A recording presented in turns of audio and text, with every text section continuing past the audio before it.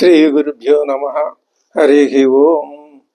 దంతాంజలేన ధరణీతలమున్నమయ్య పాతాళకేళిషు ధృతాదివరహలీలం ఉల్లాఘనోత్ఫణ ఫణాధర గీయమాన క్రీడావదానం యువరాజముఖం నమామః. అమరీ కబరీ భార భ్రమరీ ముఖరీకృతం దూరీకరోతు దురితం గౌరీ చరణ పంకజం. ఇందీవరదళశ్యామం ఇందిరానందకందళం వందారు జనమందారం వందేగం యదునందనం. వాగర్ధావివ సంపృక్తౌ వాగర్ధ ప్రతిపత్తయే జగతః పితరౌ వందే పార్వతీ పరమేశ్వరౌ. ఆపదామపహర్తారం దాతారం సర్వసంపదాం లోకాభిరామం శ్రీరామం భూయో భూయో నమామ్యహం. బుద్ధిర్బలం యశోధైర్యం నిర్భయత్వమరోగత అజాడ్యం వాక్పటుత్వం చ హనుమత్స్మరణాత్ భవేతు. శ్రీ గురుభ్యో నమః. హరి ఓం. రామాయణం భూలోకంలో అవతరించిన ప్రయోజనం నెరవేరింది. అదేవిధంగా శ్రీరామచంద్రుడు అంటే శ్రీ మహావిష్ణువే శ్రీరామచంద్రుడుగా అవతరించినటువంటి ప్రయోజన ఫలితం కూడా సమకూరింది. అంటే ఏమిటది? రావణ వధ. ఈ విధంగా వేద ధర్మం, అయోధ్యలో భూమికి దిగి వచ్చిన వేద ధర్మం, కిష్కింధలో వాలిని శ్రీరామచంద్రుడు వధించిన తర్వాత ప్రతిష్టాపింపబడి, ఇప్పుడు రావణ వధ తర్వాత లంకలో కూడా విస్తరించటానికి సిద్ధంగా ఉన్నది. ఇది రామాయణ అవతరణ ప్రయోజనం. రావణాసురుడి మృతదేహం అక్కడ యుద్ధరంగంలో రక్తసిక్తమై ధూళి ధూసరితమై నేల మీద పడి ఉన్నది. నిజానికి విభీషణుడు ఆయనకి రావణాసురుడికి ఈ స్థితి వస్తుందని ముందు నుంచి తెలుసును. పాపం తన ప్రయత్న లోపం లేకుండా 2-3 సార్లు హెచ్చరించాడు, నచ్చజెప్పాడు, బ్రతిమాలాడు, ఎన్నో రకాలుగా చెప్పాడు. ఎంత చెప్పినా రావణాసురుడు వినలేదు. పైగా ఈయన మీద ఆగ్రహించి ఈయన్ని సంహరించటానికే ఉద్యుక్తుడైనాడు. ఇంకా అలాంటి పరిస్థితుల్లో గత్యంతరం లేక విభీషణుడు లంకని విడిచిపెట్టి శ్రీరామచంద్రుడి పాదాల్ని ఆశ్రయించాడు. తర్వాత ఇప్పుడు రావణ వధ జరిగింది. కానీ విభీషణుడిలో ఉన్నటువంటి ఆ భ్రాతృ ప్రేమ అది కొంచెం పైకి వచ్చింది. విభీషణుడు నేల మీద పడి ఉన్నటువంటి అన్నగారి మృతదేహాన్ని చూశాడు. ఆయనకి అంతులేని శోకం కలిగింది. భ్రాతరం నిహతం దృష్ట్వా శయానం రామ నిర్జితం. రాముడి చేత నిర్జింపచేయబడినటువంటి సోదరుని యొక్క ఆ మృతదేహాన్ని దృష్ట్వా చూసి శోకవేగ పరీతాత్మా, శోకవేగంతో నిండిపోయినటువంటి మనస్సు కలవాడై విలలాప విభీషణ. ఏమంటున్నాడు? వీరా, అన్నగారిని ఎంత గౌరవంగా ఎంత మర్యాదపూర్వకంగా సంబోధిస్తున్నాడో చూడాలి మనం. వీర విక్రాంత, అంతటా వ్యాపించిన పరాక్రమం కలవాడా. విఖ్యాత, ముల్లోకాల్లోనూ యశస్సుని సంపాదించినవాడా. వినీత, వినయం కలవాడా. నయకోవిద, నీతిశాస్త్రం బాగా తెలిసినవాడా. మహార్ఘశయనోపేత, హంసతూలికా తల్పాల మీద మహారాజ భోగాలు అనుభవిస్తూ శయనించవలసిన నువ్వు కిం శేషే అద్య హతో భువి, నిహతుడివై భూమి మీద ఇలా పడున్నావేమిటయ్యా? నేను నీకు లోగడ ఎన్నోసార్లు హితవచనాలు చెప్పాను, కానీ కామమోహ పరీతస్య యత్ తేన యత్ తేన రుచితం వచః, నువ్వు కామమోహ పరీతాత్ముడవై నా మాటల్ని పట్టించుకోలేదు. నా మాటల్ని పట్టించుకోకపోవటానికి కారణం మితిమీరిన కామం. తస్య ఉదర్కోయం ఆగత, దాని ఫలితమే ఇదిగో ఇప్పుడు వచ్చింది. నేల మీద దిక్కు మొక్కు లేకుండా పడి ఉన్నావు. సోదరా, నీ మరణంతో రాక్షస లోకం శూన్యమైపోయింది కదా. అంటే రాక్షస లోకానికి రక్షకుడు ఎవడు లేకుండా పోయాడు కదా. నిజం ఆలోచిస్తే రాక్షస లోకానికి రక్షకుడు అక్కర్లేదు. అసలు రాక్షస లోకమే ఆభాస, ఒట్టిది, అది అజ్ఞానంతో నిండింది. ఇప్పుడు సర్వ జగద్ రక్షకుడే రాక్షస లోకానికి కూడా రక్షకుడైనాడు, అది వేరే అర్థం. కానీ అన్నగారి మీద మరణంతో దుఃఖంతో ఉన్నటువంటి విభీషణుడు అలా అనుకుంటున్నాడు తాత్కాలికంగా. రాక్షస లోకం అనాథమైపోయింది కదా. శ్రీరాముడనే ప్రచండ వాయువు ఏం చేసిందయ్యా అంటే, రావణాసురుడనే ఒక గొప్ప వృక్షాన్ని నేలగూల్చి పారేసింది. శ్రీరాముడనే సింహం ఏం చేసిందంటే, రావణాసురుడనే ఒక మదించిన ఏనుగుని సంహరించేసింది. శ్రీరాముడనే మేఘం ఏం చేసింది అంటే, రావణాసురుడనే అగ్నిని ఊసముట్టుగా ఆర్పేసింది. ఇలా విలపిస్తున్నాడు విభీషణుడు. దీంట్లో ఒక పరమార్థం ఉన్నది. ఏమిటది అంటే, ఇప్పుడు ఆ వృక్షం కానీ, ఆ ఏనుగు కానీ, మరి ఆ అగ్ని కానీ, అవి నిరోధింపబడటానికి కావలసినటువంటి దైవకృతమైనటువంటి ఆ కారణాలు ఉన్నాయి. వాటి మూలాన అవి ఎప్పుడూ పడిపోక తప్పదు. అది విధి నిర్దిష్టమైన విషయమే. ఇక్కడ కూడా అంతే. ఆ దృష్టాంతాలు 3 అద్భుతంగా చెప్పాడు వాల్మీకి. ఆ దృష్టాంతాల వల్ల మనం గ్రహించవలసింది ఏమిటి అంటే, విధి యొక్క నియతికి ఎదురు లేదు, తిరుగు లేదు. రామః శోక సమావిష్టం ఇత్యువాచ విభీషణం. ఇలా దుఃఖిస్తూ ఉంటే నెమ్మదిగా రాముడు ఆయన దుఃఖానికి అడ్డుకట్ట వేశాడు. ఏమంటున్నాడు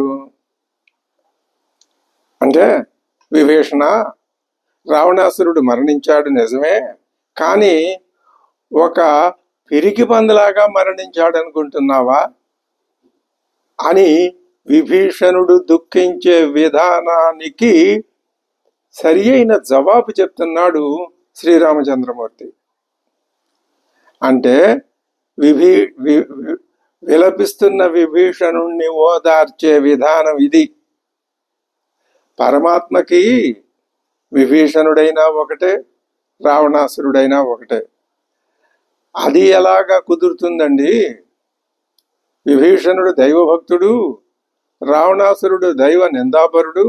ఈ ఇద్దరు ఒకటెలా అవుతారు అంటే, ఇక్కడ శ్రీరామచంద్రుడు పరమాత్మే.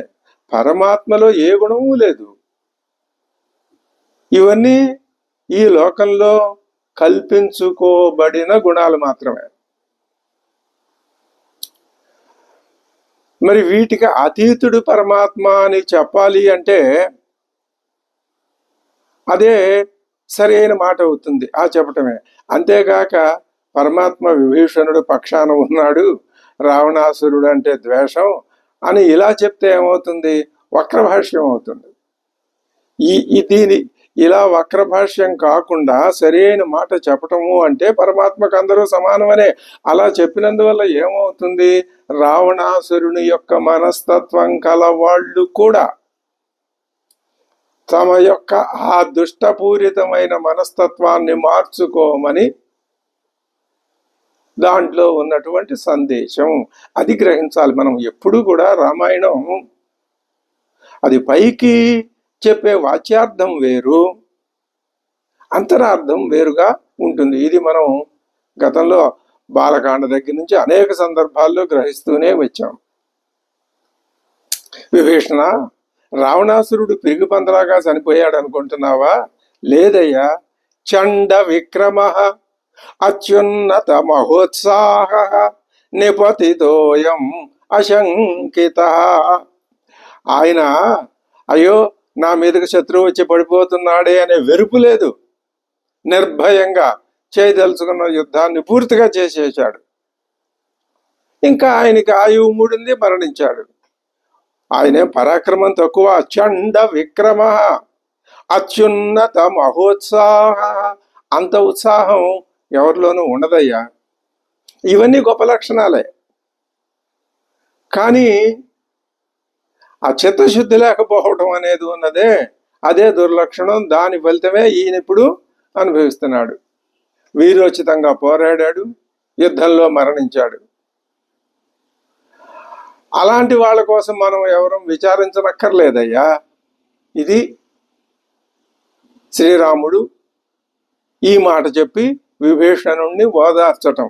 ఇప్పుడు వయస్సు పూర్తి అయి మరణించిన వారు కానీ, పూర్తిగా ధర్మబద్ధంగా జీవించి లోకంలో పేరు ప్రఖ్యాతులు పొందిన వారి యొక్క మరణాన్ని గురించి కానీ దుఃఖించ అక్కర్లేదు అని కాదు. దుఃఖం వస్తుంది, కానీ అది దుఃఖానికి అతీతమైన మరణం. రావణాసురుడి మరణం కూడా అలాంటిదే అంటున్నాడు పరమాత్మ. ఇప్పుడు ఈ రావణాసురుడు ఏం చేశాడు? ఇంద్రాది దేవతల్ని కూడా గడగడలాడించాడు కదయ్యా, ముల్లోకాల్ని వణికించాడు కదయ్యా. నైకాంత విజయో యుద్ధే భూత పూర్వో కదాచన. ఎప్పుడు ఒక పక్షం వాళ్ళకే విజయం లభించదు. నా ఏకాంత విజయ ఒకే పక్షాన ఉండదు. అది ఎటు మారుతుందో చెప్పలేము, ప్రారంధాన్ని బట్టి మారుతూ ఉంటుంది. ఇప్పుడు దేవతలు జయించారు, ఇప్పటిదాకా రావణాసురుడు జయించాడు, ఇప్పుడు దేవతలు జయించారు. ఏ తప్పే ఉంది దాంట్లో? నువ్వు ఇంకా దుఃఖించటం మానేయి, శోకాన్ని విడిచిపెట్టు. యది ఇహ అనంతరం కార్యం కల్ప్యం తదనుచితం తదు అనుచింతయ. అది ఇప్పుడు ఆలోచించు. అయిపోయింది దుఃఖించే సమయం. ఇప్పుడు ఏం చేయాలో ఆ విషయం నువ్వు ఆలోచించు. శ్రీరాముని ఓదార్పు మాటలు విన్నాడు విభీషణుడు. అంటున్నాడు, శ్రీరామ, ఈయన మా అన్నగారు గొప్ప దాత, గురువుల్ని సేవించిన వాడే, భోగాల్ని అనుభవించిన వాడే, మిత్రుల్ని సేవకుల్ని చక్కగా గౌరవంతో మర్యాదగా చూసిన వాడే. ఈ సలక్షణాలన్నీ ఉన్నాయి. ఏష అహితాగ్ని, ఎప్పుడూ అగ్ని కార్యాలు నిర్వహిస్తూ ఉండేనేవాడు.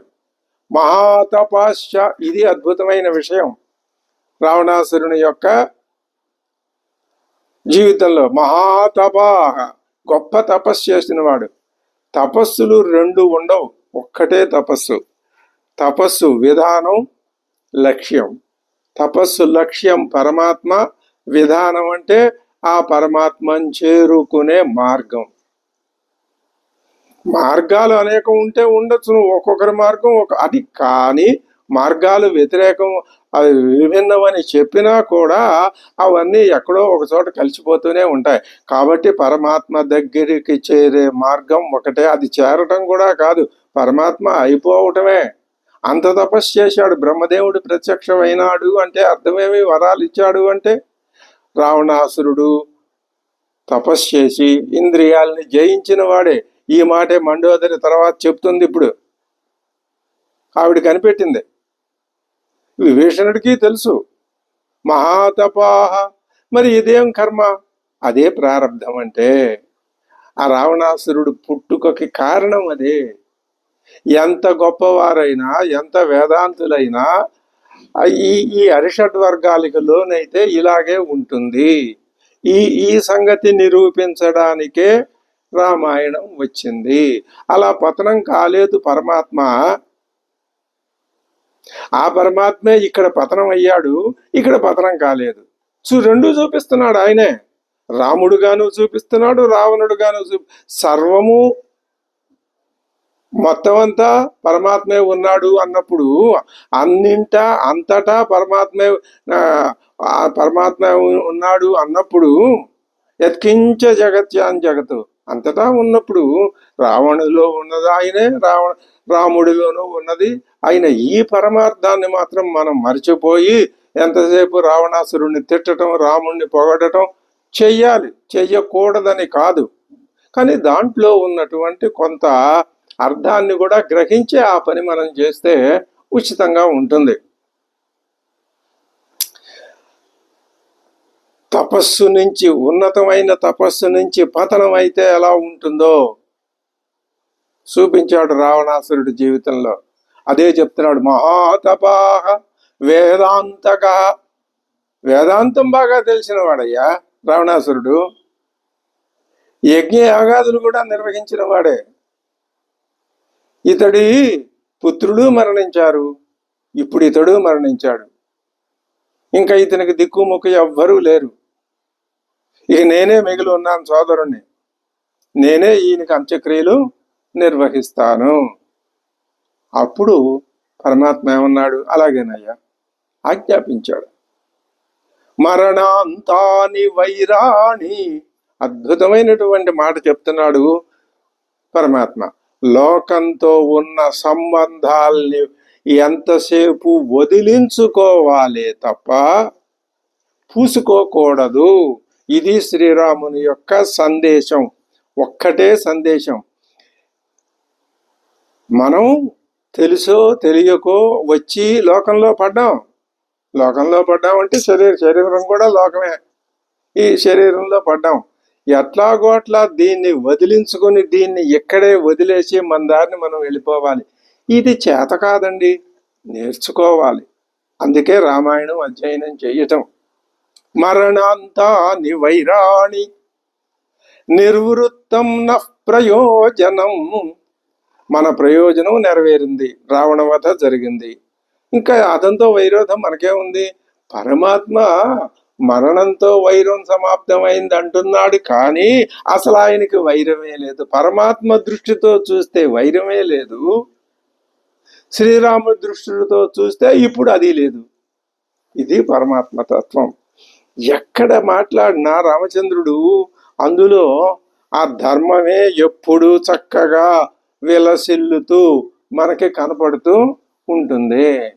క్రియతామస్య సంస్కారః మమాప్యేష యథాతవా. ఇది కూడా నువ్వు ఏ విధంగా చేస్తే సంస్కారం అది నేను అంగీకరిస్తున్నాను అన్నాడు. అక్కడికి విభీషణుని యొక్క ఆ దుఃఖ ప్రకటన పూర్తయిన తర్వాత ఈ లోపల రావణ అంతఃపుర స్త్రీలు, రావణుని భార్యలు వాళ్ళు చాలా మంది ఉన్నారు. వాళ్ళు విన్నారు శ్రీరాముడి చేతిలో రావణాసురుడు నిహతుడయ్యాడనే వార్త దావానంలాగా అంతఃపురం అంతటా వ్యాపించింది. వాళ్ళందరూ చివరిసారిగా తమ యొక్క నాథుణ్ణి చూసి నివాళులు అర్పించాలి అని, అసలు చూడాలి అని వాళ్ళకి ఆయన మీద అంత ప్రేమ. ఆ ఉపాధి అంతే. ఆ యుద్ధ భూమికి వాళ్ళంతా పరుగు పరుగున ఏడుస్తూ చేరుకున్నారు. రావణాసురుణ్ణి చూశారు. వాళ్ళు ఎలా ఉన్నారు? దదృశుః తం. ఆ రావణాసురుడు ఎలా ఉన్నాడు? దదృశుః తం మహావీర్యం మహాకాయం. మహావీరుడు, మహాకాయుడు, పెద్ద ఆకారం.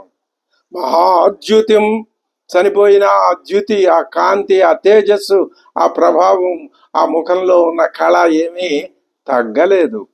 రావణం నిహతం భూమౌ నీలాంజన చయోపమం. ఒక కాటుక పర్వతం ఏ విధంగా ఉంటుందో అల్లా నేల మీద పడి ఉన్నటువంటి రావణాసురుణ్ణి చూశారు ఆయన యొక్క భార్యలు అందరూ కూడా. ఆయన మీద ప్రేమతో వాళ్ళు బహు విధాలుగా రోదన విలాపం ప్రారంభించారు. ఒకతే ఆయన్ని గట్టిగా కౌగిలించుకున్నది పాపం, ఏం చేయాలో తెలియక ఆ దుఃఖాతిశయంతో. మరొకతే ఆయన కాళ్ళని తన గుండెలకు హత్తుకుని నమస్కారాలు పెడుతున్నది. విభిన్న దశలు, విభిన్న స్త్రీలు, వాళ్ళ దుఃఖంలో కూడా వైవిధ్యం. మరొకతే రావణాసురుడికి ఆయన కంఠాన్ని పెనవయసుకుని దుఃఖాన్ని వ్యక్తపరుచుకుంటుంది. ఇప్పుడు వాళ్ళు అంటున్నారు, ఇంద్రుడు, యముడు, కుబేరుడు మొదలైన దేవతల్లే కాదు, అందరూ ఈ మాట అంటున్నారు. ఎందుకంటే రావణాసురుడు చేసింది అదే కదా పని. ఋషులు మహాత్ములు అయిన వారిని కూడా గడగడలాడించినటువంటి ఈ మా భర్త, మా నాథుడు హతః సోయం రణే, యుద్ధంలో హతుడై సహాయం అస్మాకం భర్త, అదిగో ఈ మా భర్త గారే శేతే మానుషేణ పదాతిన, అందరూ ఇదే దుఃఖం. పదాతిన మానుషేణ హతః శేతే భూమౌ, నేల మీద నిలబడి యుద్ధం చేసిన మానవుడి చేతుల్లో మరణించాడు మా భర్త. ఎటువంటి వాడు ఈయన? మహర్షుల్ని, గొప్ప గొప్ప ఋషి సత్తముల్ని గడగడలాడించిన వాడు, దేవతల్ని, గంధర్వుల్ని. ముల్లోకంలో ఈయనకు ఎదురు లేదు. ఒక్క బ్రహ్మదేవుడు తప్ప విష్ణుమూర్తి ఈయనకు కనపడ్డలాగు. ఎందుకని కనపడ్డు? ఆయన అంతటా వ్యాపించి ఉన్నాడు. ఈయనకి అంతటా వ్యాపించి ఉన్నటువంటి శక్తిని చూసే ఆ శక్తి లేదు రావణాసురుడికి. అది అజ్ఞానం, అదే ఆయన యొక్క ప్రారంధం, అదే ఆయన యొక్క మరణ హేతువు. అది చూశాడు, అది ఉన్నది విభీషణుడికి, వెళ్ళి శరణు కోరాడు. ఈయన ఎంతసేపు రాముణ్ణి మానవుడు మానవుడు మానవుడనే అనుకున్నాడు తప్ప మానవుడే మాధవుడనే దృష్టి రావణాసురుడికి కలగలేదు. అదే అజ్ఞానం. సాధకుడు కూడా ఆ దృష్టిని కలిగి ఏ క్షణము ఆ దృష్టి పనికిరాదు. మేమందరం ఎప్పుడూ కూడా నీ మేలునే కోరుకున్నాం గాని నువ్వే నీ మరణం కోరుకుని వెళ్ళిపోయావు. ఎందుకు మరణించావు? రావణాసురుడు సీతని తేవటం వాళ్ళకి ఇష్టం లేదు లోపల. 2 కారణాలు. ఒకటి, పరాయి స్త్రీని తీసుకొచ్చాడనేది ఒకటి. రెండవది, తమకు పోటీ అని. అందులో స్వార్థము ఉంది, ఏదో భయము ఉంది. మరణాయ ఆహృత సీత ఘాతితాశ్చ నిశాచరా, అది వాళ్ళ నిశ్చయం. చివరి మాట అనేస్తున్నారు, నువ్వు మరణించడానికే సీతను తీసుకొచ్చావయ్యా. ఆ సీతను తీసుకురావటం వల్ల ఘాతితాశ్చ నిశాచరా, రాక్షసులంతా ఓసముట్టుగా మరణించారు, చనిపోయారు.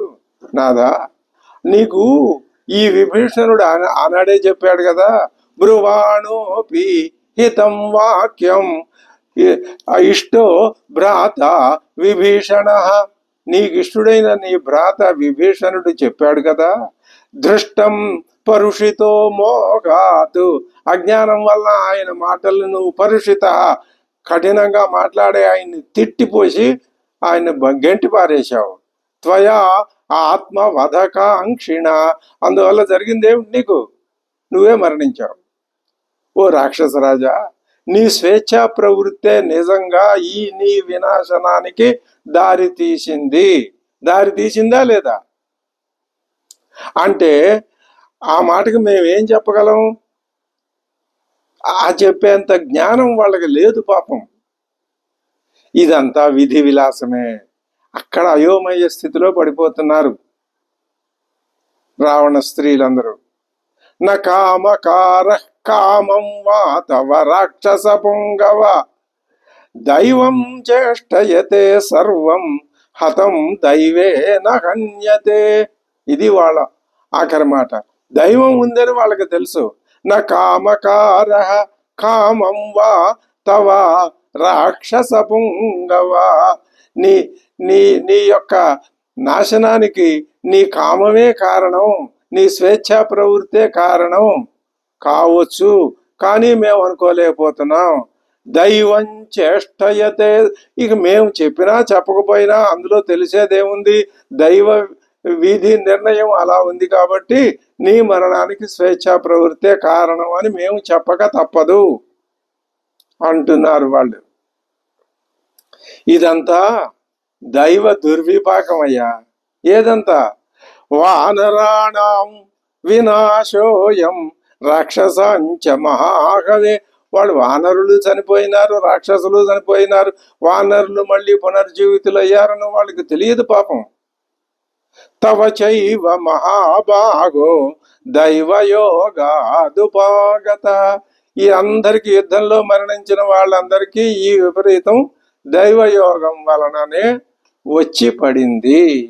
నైవార్ధేన నకామేన విక్రమేణ నచ ఆజ్ఞయ శక్య దైవగతిర్లోకే నివర్తయితుముచ్యత. ఎవరయ్యా దైవగతిని మార్చగలిగిన వాళ్ళు? నైవ అర్ధేన నకామేన. అర్ధకామాల వల్ల దైవగతి మారదు. ఇవే మారాలి తప్ప ఆ దైవగతి వీటి వల్ల మారదు. నా విక్రమేణ నచ ఆజ్ఞయ. ఆజ్ఞాపించిన దైవం నీ మాట నా మాట వినదు. ఎందుకని వినదు? ఆజ్ఞాపించే స్వచ్ఛత నీలో లేదు. అది ఎవరిలో ఉన్నది? పరమాత్మలోనే ఉన్నది. ఆయనకు ఆజ్ఞాపించాల్సిన అవసరమే ఉన్నది. ఆయన దానికి కొన్ని నియమాలు ఏర్పాటు చేసి దాన్ని వదిలేశాడు. ఆ నియమాల్ని తప్పితే ఆయన దాన్ని శిక్షిస్తాడు. అది మనకు తెలియదు. మన స్థాయిలో మనం ఊహించలేం, మనం గమనించలేం. కానీ వాళ్ళు ఏమిటో అలా మాట్లాడేసుకుంటూ ఉన్నారు. రావణుని భార్యల్లో మండోదరి ఆయనకి జ్యేష్ఠా పత్ని ప్రియా దీన భర్తారం సముదైక్షత. వీళ్ళందరూ ఇలా విలపిస్తూ ఉండంగా అక్కడికి చేరుకున్నది జ్యేష్ఠా పత్ని. రావణుని భార్యలందరిలో పట్టమహిషి మొదటి ఆవిడ. ప్రియా, ఆయనకి ప్రియురాలు. ఇప్పుడు ఎలా ఉంది? దీనత్వం మూర్తి భవించి ఉన్నది. భర్తారం సముదైక్షత. అక్కడికి వచ్చి విలపిస్తూ భర్తని చూసింది. ఆమె విలపిస్తున్నది. మండోదరి ఇంతవరకు రాలేదు. ఆవిడ ప్రసక్తే రాలేదు ఎక్కడ.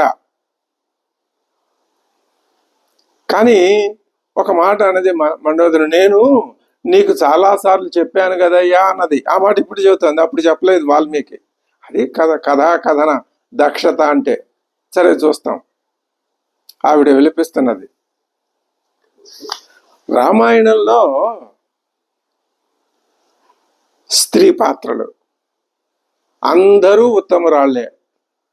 అందరూ ఉత్తమరాళ్ళు అంటే తాటక కూడానా? ఆవిడ స్థాయిలో ఆవిడ ఉత్తమరాలే. ఎలాగా? మనకి ఎస్తు సర్వాణి భూతాన్య ఆత్మన్యే. ఆ ఈశావాస్యోపనిషత్తు ఆ 2 మంత్రవర్ణాలు ఎంత అద్భుతమైనవి. అవి గనక మనకి మనసులో జీర్ణం అయితే అసలు ఈ శోకమోహాలు ఉండవు, ఈ ద్వంద్వాలు ఉండవు, ఏమీ ఉండవు. అదే ఆ మాటే ఆ మంత్రం కూడా చెప్పింది కూడా. ఆయన విలపిస్తున్నది. మండోదరి రాక్షస స్త్రీ, రావణాసురుడికి ప్రియురాలు, మయుడు అనే బ్రహ్మ యొక్క కుమార్తె. ఇంతవరకు ఆవిడ రాలేదు. ఇప్పుడే యుద్ధరంగానికి వచ్చింది పాపం. ఆ చేసుకున్న కర్మ ఏమిటో. రావణాసురుడితో విహరించిన ఒక దృశ్యం కూడా మనకు చూపించలేదు వాల్మీకి. ఆవిడ్ని ఎట్టి పరిస్థితుల్లో తీసుకొచ్చి ఇప్పుడు మనకు చూపిస్తున్నాడు? విధవా రూపంలో చూపిస్తున్నాడు. అది ఆ జీవుడు చేసుకున్నటువంటి ఘోరమైన పాపం. రామాయణంలో స్త్రీ పాత్రలు మొట్టమొదట మనకి దర్శనమిచ్చే మహా తల్లి జనని శ్రీరాముని యొక్క కన్నతల్లి కౌసల్య, వారు ముగ్గురు, సుమిత్ర, కైకమ్మ. ముగ్గురు పాత్రలు, చాలా విశిష్టమైన పాత్రలు, కథని నడిపించిన పాత్రలు.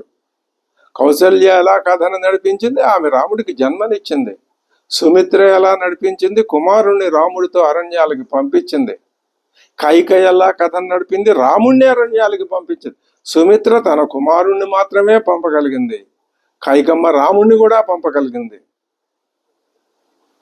ఆ విధంగా ఆ 3 పాత్రలు ఉత్తమమైన పాత్రలు. తర్వాత ఇంకా మనకి తాటక, అహల్య,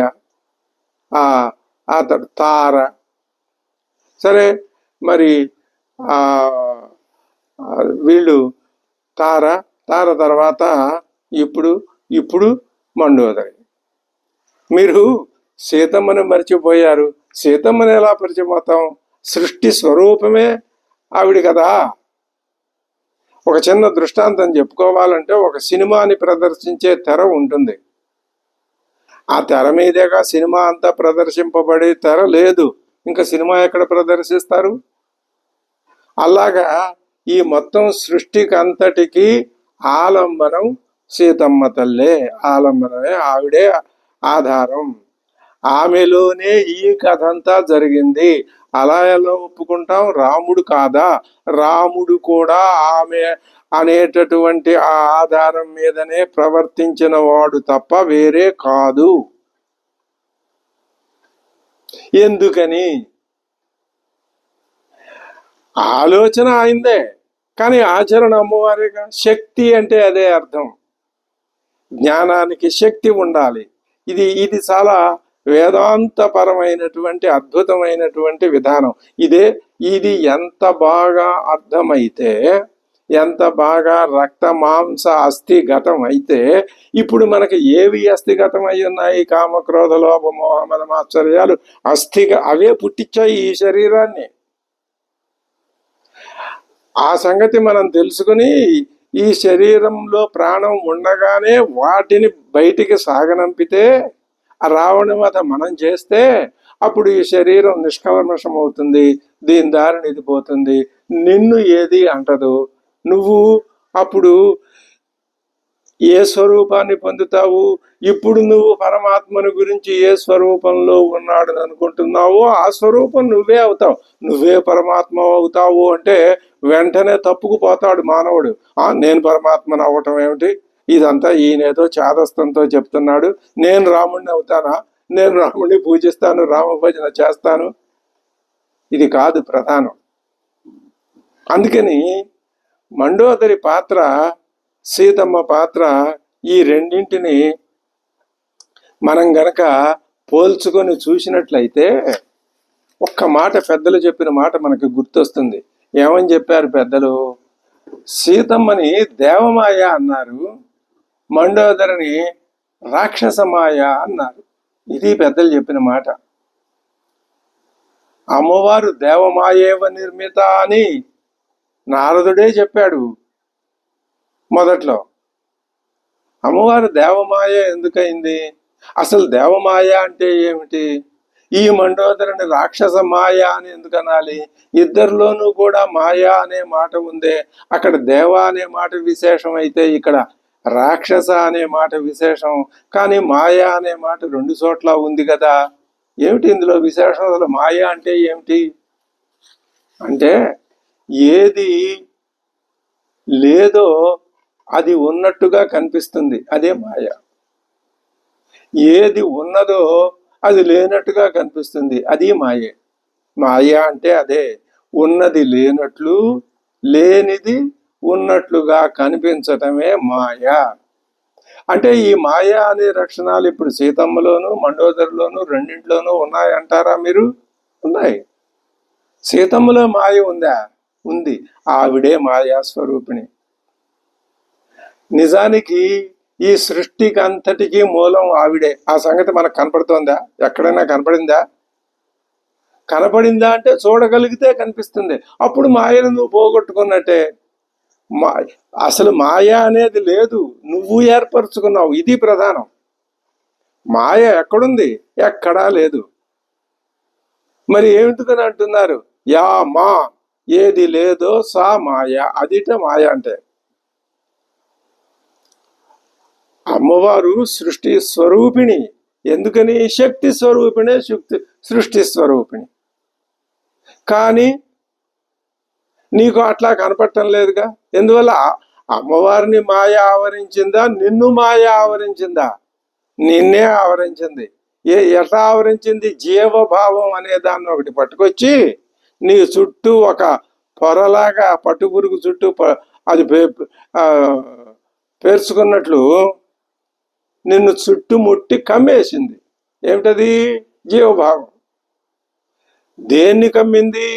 దైవభావాన్ని జీవభావం కమ్మేసి ఆ లోపలున్న దైవభావం కనపడకుండా పోయి ఈ జీవభావమే బయటకు వచ్చి నాట్యం చేస్తుంది. అదే మాయ అంటే. అది తెలుసుకొని పోగొట్టుకుంటే అసలు మాయ అనేదే లేదు. ఈ విధంగా ఆలోచించినట్లయితే అమ్మవారు దేవమాయ. మరి అమ్మవారికి తెలుసు. ఏమని తెలుసును? తాను సీతమ్మ అనే ఉపాధిని స్వీకరించానని అమ్మవారికి తెలుసు. కానీ ఆ సంగతి ఈ మండోదరికి తెలియదు. ఇది అజ్ఞానం అంటే, ఇది మాయ అంటే. ఆమెకు తనలో ఉన్న దైవత్వం తెలియదు, అజ్ఞానమే తెలుసు. ఇది మాయ. ఇదే రాక్షసత్వం. ఆ రాక్షసత్వాన్ని పోగొట్టుకోవాలి. కాబట్టి ఇది రాక్షస మాయ. అది అక్కడ మాయ ఉంది, కనపడకపోవటం అక్కడ ఉంది, ఇక్కడ ఉంది. ఈ రెండింటిలోనూ ఉన్న మాయా తత్వాన్ని పోగొట్టుకునేటటువంటిది అదే తపస్సు. అందుకే తపస్సు చేయటం. అంత తపస్సు చేసి మళ్ళీ పతనం అయ్యాడు రావణాసురుడు. అసలు వీళ్ళందరి యొక్క తపస్సులకి ఫలితాన్ని ఇచ్చేదే అమ్మవారే. అమ్మవారిని వెనక ఉండి నడిపించేది అయ్యవారు. అమ్మవారు వేరు, అయ్యవారు వేరు కాదు. రెండు ఉన్నాయనుకుంటారు. నెత్తి నోరు కొట్టుకొని దశోపనిషత్తులు ఒకే మాట చెప్పినాయి. సచ్చిత్తులు వేరు వేరు అనుకుంటారు. కాదు, అది ఒకటే స్వరూపం అని. కానీ లోకం అలా అనుకోదుగా. అది వేరు, ఇది వేరు అని అనుకుంటుంది.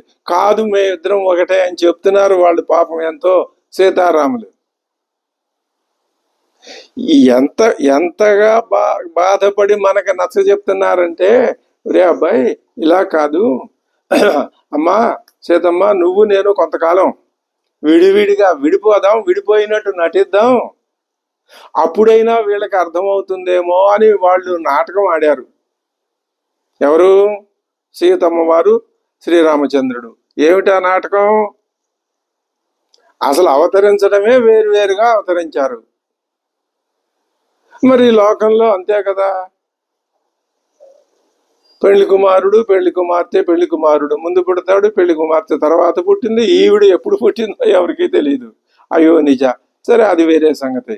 మనం ఒక పని చెయ్యాలి.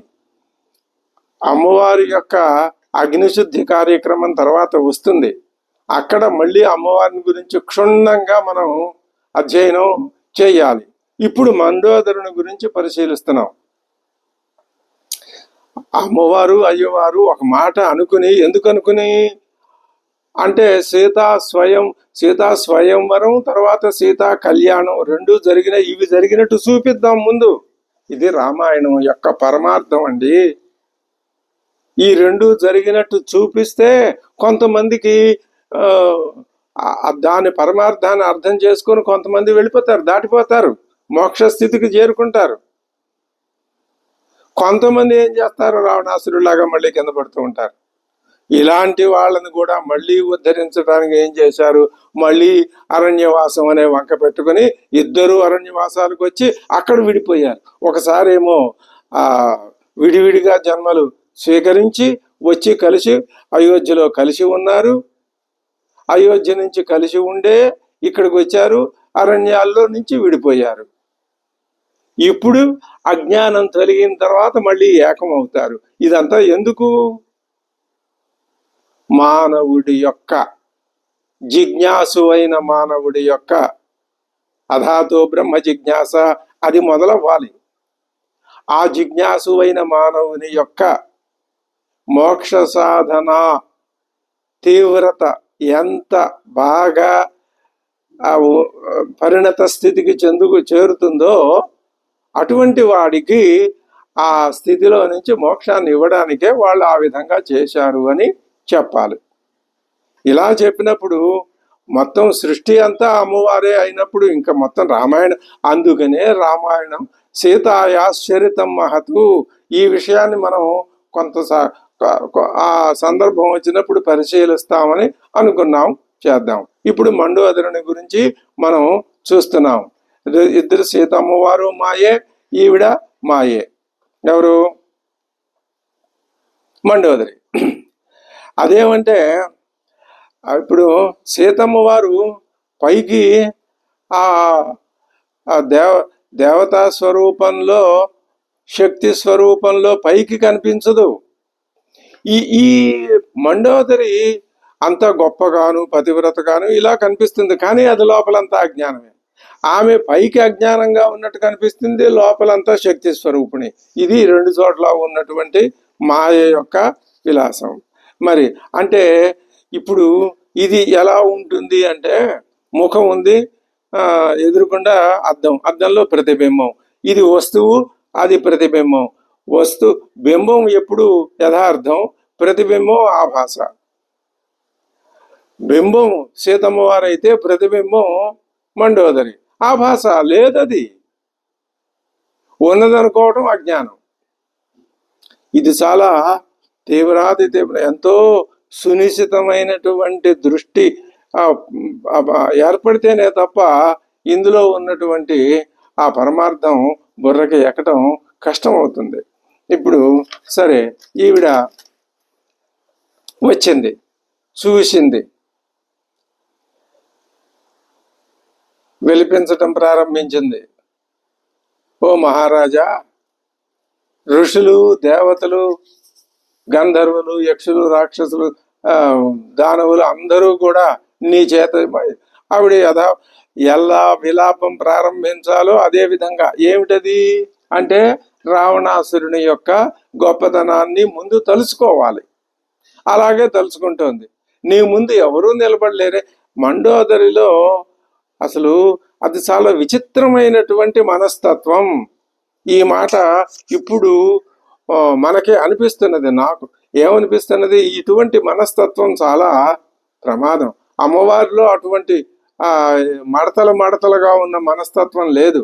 ఈవిడికి, ఈ మండోదరికి ఒకప్పుడు నిజం తెలిసినట్టే ఉంటుంది, ఒకప్పుడు తెలియదు, అయోమయం. ఇది జీవ లక్షణం. రామాయణంలో స్త్రీల పాత్రలన్నీ ఒక పాత్రకి మరొక పాత్రకి పూర్తి భేదం ఉన్నది. ప్రతి పాత్ర యొక్క నిర్మాణ లక్ష్యం వేరువేరు. మండోదరిని అంత అద్భుతంగా ఎందుకు ఈ మాటే సీతమ్మ వారి మా పాత్రను తీర్చిదిద్దటం అని చెప్పుకోవచ్చును, కానీ మొత్తం అంతా ఒకే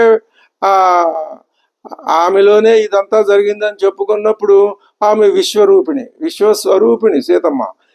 ఈవిడ అందులో ఒక చిన్న జీవుడు, ఒక పదార్థం, ఒక మనిషి, ఒక స్త్రీ మూర్తి మాత్రమే. ఇప్పుడు ఈ మండోదరి యొక్క మనస్తత్వాన్ని ఎలా చిత్రిస్తున్నాడు? ఏమయ్యా, ఈవిడ ఏమనుకుంది ఇప్పటిదాకా? నా భర్త చాలా గొప్పవాడు, దేవతల్నే గడగడలాడించాడు, మహర్షుల్ని అసలు మెదలనివ్వలేదు, నానా ఇబ్బందులు పెట్టాడు, అసలు నా భర్తను జయించగలిగిన వాళ్ళు ఎవ్వరూ లేరు అనేటటువంటి గర్వంలో ఉన్నదనే జవాబు చెప్పాలి. కానీ అదే భావంతో ఇప్పుడు ఏమంటోంది? మొట్టమొదట సత్వం మానుష మాత్రేణ రామేణ యుధి నిర్జిత. ఏమిటయ్యా ఇది? నాకు చాలా విచిత్రంగా ఉందే. నువ్వేమిటి మానవుడైనటువంటి శ్రీరాముడి చేతుల్లో జయించబడటం ఏమిటి, మరణించటం ఏమిటి? ఇది నాకు అర్థం చేసుకోవటానికి కూడా అర్థం కావట్లేదు. నవ్యపత్రపసేరాజన్ కిమిదం. ఏం నీకు సిగ్గేయట్లేదా? నాకు చాలా సిగ్గుగా ఉందయ్యా. నువ్వు ఈ విధంగా అంత పెద్ద గొప్ప విజయాలు సాధించినటువంటి గొప్ప పరాక్రమశాలివి, వీర్యవంతుడివే, విశ్వ విజేతం అని బిరుదు పొందినవాడివే, ఈ మానవ మాతృడి చేతుల్లో ఎలా మరణించావయ్యా నువ్వు? అలా మరణించడం నీకు సిగ్గుగా లేదా? అలా పడిపోయావంటి, లేచి నుంచో అసలు నువ్వు ముందు. నువ్వు మరణించలేదు. అంత స్థాయికి ఆవిడ వచ్చింది. ఏమిటి? మానవుడైన శ్రీరాముడు, కేవలం ఒక మానవుడు నిన్ను చంపాడా? అది నేను ఇప్పుడు నిన్ను ఇలా పడిపోయి ఉన్నావు కాబట్టి కానీ, లేకపోతే నేను ఎక్కడో ఉండి ఎవరో వచ్చి నాకు ఆ మాట చెప్పినట్లయితే నేను ఆ మాట మాత్రం ఎప్పుడూ నమ్మను.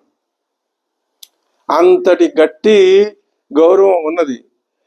నేను ఇంకొక మాట కూడా చెప్తాను. జనస్థానంలో 14,000 మంది రాక్షసుల్ని ఒక్క ముహూర్త కాలంలో ఈ మహానుభావుడే, ఈ శ్రీరామచంద్రుడే సంహరించాడట. అప్పుడు నాకు అనుమానం వచ్చే, ఇది సందిగ్ధత. అసౌన మానుష, ఈయన అసలు అప్పుడు మానుషుడు కానే కాదు అనిపించింది. మరి నువ్వు మానుషుడివి కాదుగా, నువ్వు దైవంతో సమానుడివే కదా. దేవతల్ని కడగించిన వాడు నువ్వు నువ్వు మానవుడి చేతుల్లో నువ్వు మరణించటం ఏమిటి? ఇది అసలు ఈ శ్రీరామచంద్రుడు మానవుడా, మానవ అతీతుడా తెలుసుకోలేకపోతోంది, నిర్ణయించుకోలేకపోతోంది మండోదరి. రావణాసురుడు చేసిన అకృత్యాలన్నీ అతడు మరణించే వరకు ఆమెకు తెలియవని అవన్నీ గొప్ప కృత్యాలు అనుకుంటోంది కదా. కానీ ఆ కృత్యాల వలనే కదా ఇప్పుడు ఆయన మరణించాడు. మరి ఈవిడికి ఆ కృత్యాలు అంటే అవి మంచి కృత్యాలా, అకృత్యాలా అనే విషయం ఈ మండోదరికి అప్పుడు తెలియదా? తెలియవు అని ఎలా అనుకోవాలి? తెలిస్తే ఈ దుఃఖం, ఈ విలాపంలో ఇప్పుడు ఎందుకు ఇలాగా ఆవిడ మాట్లాడుతూ ఉన్నది?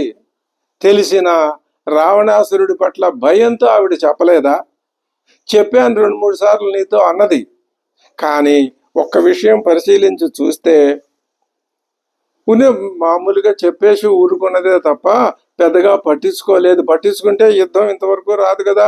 ఆ రావణాసురుడు మారిపోయి ఉండేవాడేమో, అసలు సీతను తీసుకుని వచ్చేవాడే కాదేమో, రామాయణం జరిగేదే కాదేమో.